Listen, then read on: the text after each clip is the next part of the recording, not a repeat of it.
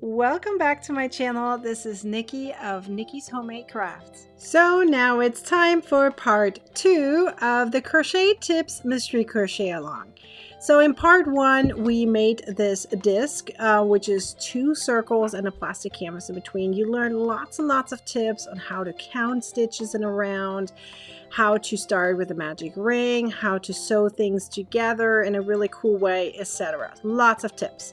So today we're going to have a little less tips, but still a really fun session. So today we're going to use this color, so the lighter color, the non-multicolor.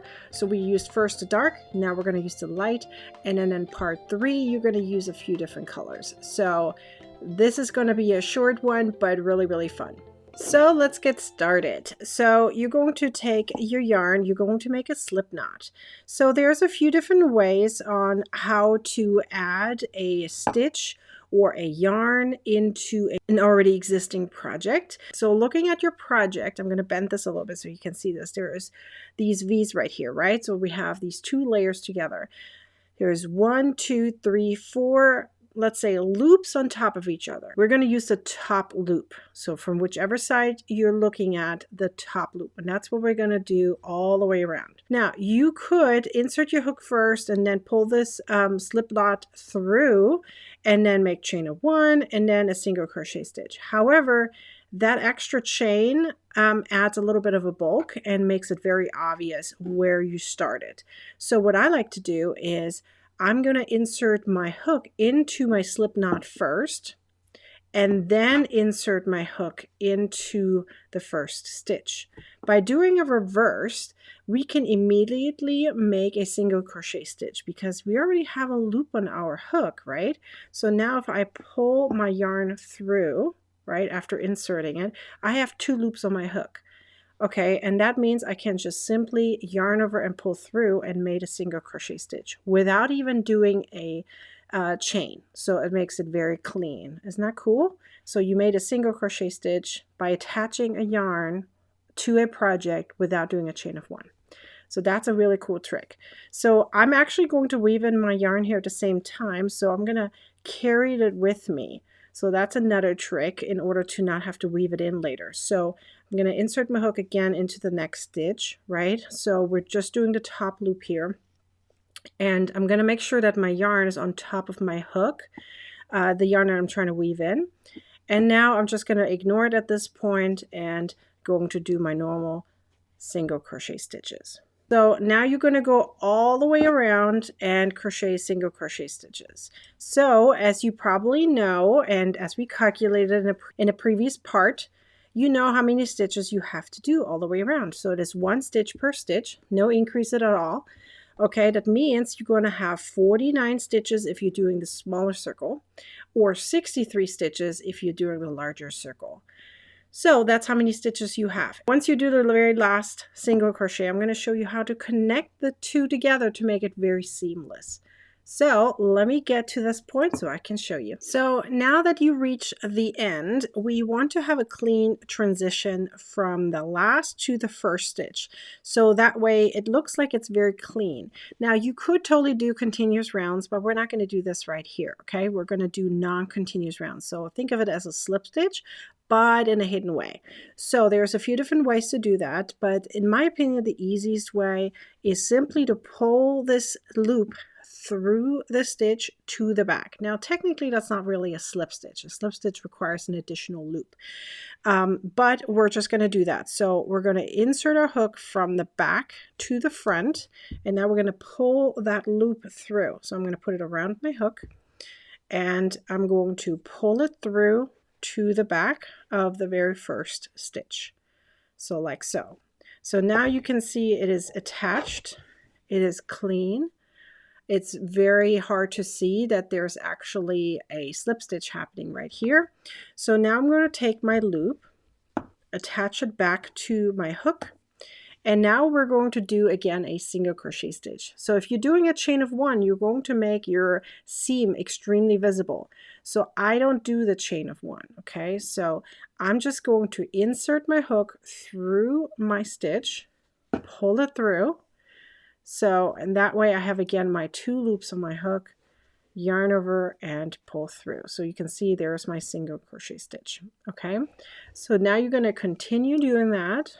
So round after round, single crochet stitches, using this yarn with the techniques and the tips that I just showed you to have a very clean transition and clean edge. Now, how many rows you're going to do is up to you. I'm actually going to give you a range. So I would suggest going between 8 and 15 rounds. Now, I used 15 for my larger project, so I will probably do 10 rounds here on this project. And I will show you how that looks like after I'm done with this, okay? So now I'm just going to continue on doing round after round exactly like I just showed you. So let me show you how mine looks like in a snap. And this is how it looks like now. So I actually decided on 12 rounds. So as I said, 8 to 15 rounds. So I went with 12. So this is how mine looks like now. So I'm actually going to cut my yarn now, and we're going to do the invisible join again the way we did it in part 1. And then we're going to do one more little thing to finish up part 2. So right here, we're going to do the invisible join again. So let me remind you how this looks like. So we're going to imitate this first stitch, okay, by going around it into the following one. So we go into the following from the back to the front, like so. And now we're going to go down into it and then back down. So to the inside part of it. And now you would pull, and there we go. Okay, so you can see that here. So this is where the seam is. So if you look closely, of course, you can see the seam, but it's actually not as visible as you might think. So the inside looks like this. So obviously you need to weave in your ends now. So you're doing it exactly the same way as I told you before in a zigzag. And we're done for this part for now. We're going to do one more little thing. Grab your dark yarn one more time. Make a slip knot, then chain either 10 or 12. 12 if you are doing the bigger project, and 10 if you're doing the smaller project. Then now look at your chain. You're going to turn it such that the V's are on the bottom. You're going to look at the back, which is these bumps, okay? So we're actually going to crochet into the bumps because we want it to look clean. So for each chain, there is a bump. Insert your hook into the second one. So starting from the hook, second, and we're going to crochet a single crochet stitch. So you're going to do that for each chain or each bump. So that means for this smaller project, if you did a chain of 10, you will end up with 9 single crochets for this row. And if you did it for the larger project, for the chain of 12, then you're going to end up with a stitch count of 11 for this row. So here's one more stitch, and now we're going to turn. So this is how it looks like. And now we're going to crochet double crochet stitches.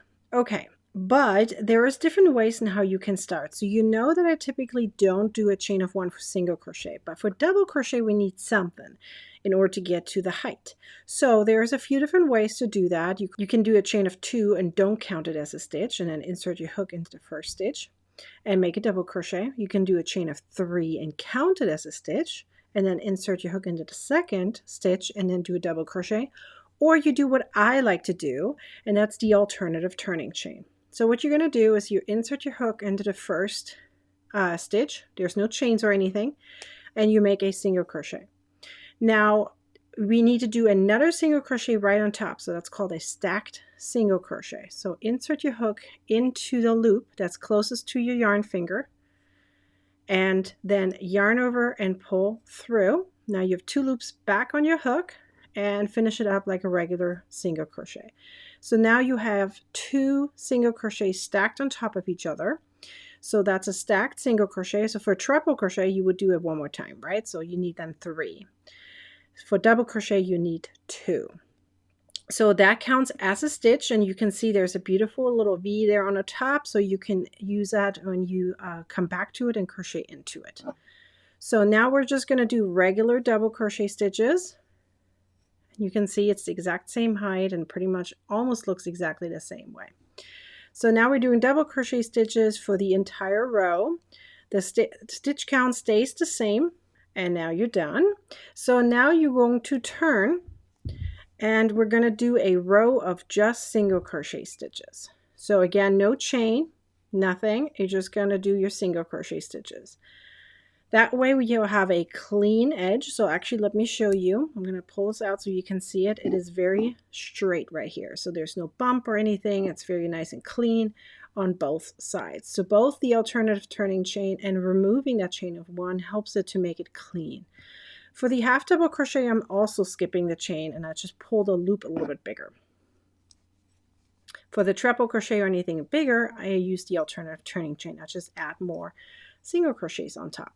So for the smaller project, you are stopping at this point. If you're doing the larger project, then I need you to do one more row of just double crochet stitches, okay? Now, if you want, you could do the same for the smaller project, but I recommend a smaller version just to make it all look cohesive.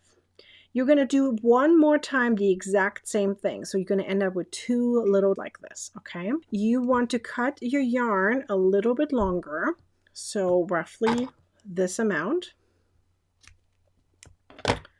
That should be it. So it's about maybe a foot, a foot and a half, maybe two max. And you can pull your yarn out like this and put it on the side. You can weave in that little tail. You can totally weave that in already, but leave the top one alone. And you want one more of this. So let me snap right to it. So we have two small pieces with a large ending here. And of course we have this. So this concludes part 2 of the mystery crochet along.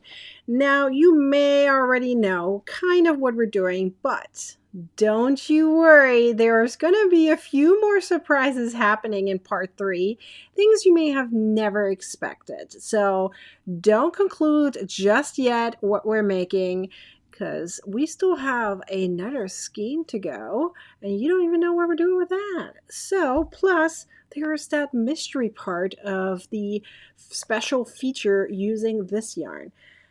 Now, that is optional. You don't have to do that, of course, as I said. But we're now done with part 2. So it's time for you to show off part 2, your project, in the group. So head over to Crocheting with Nikki, take a picture of your part 2, and let us see your little rectangles and this little thing, right? Which I'm not going to give a name just yet. And be sure to use the proper hashtag for the Crochet Tips Mystery Crochet Along. I hope to see you in part 3. I hope you're going to be there. You're going to watch the video because there's going to be a few more tips and tricks there. And I'm really excited for it. So if you're watching it on the day of the publication of part 2, you're going to have to wait 2 days to get to part 3. If you're watching this after the publication of part 2, you're going to see a little pop-up right now, and you will see the video show up there, so you can watch part 3 immediately. Remember, the written pattern is on my website. Now, the written pattern doesn't have all the tips and tricks, so remember to always watch the video from front to end, pause in between wherever you need to, and I hope you're learning a lot in this mystery crochet along. I sure am having a lot of fun, and I hope you're having fun too. I hope to see you in part 3. Be sure to like, comment, and share this video. And be sure to subscribe to my YouTube channel and turn on the bell to get a notification next time I'm publishing a video or go live. Now go ahead and watch the next video. You're going to want to, I promise you do.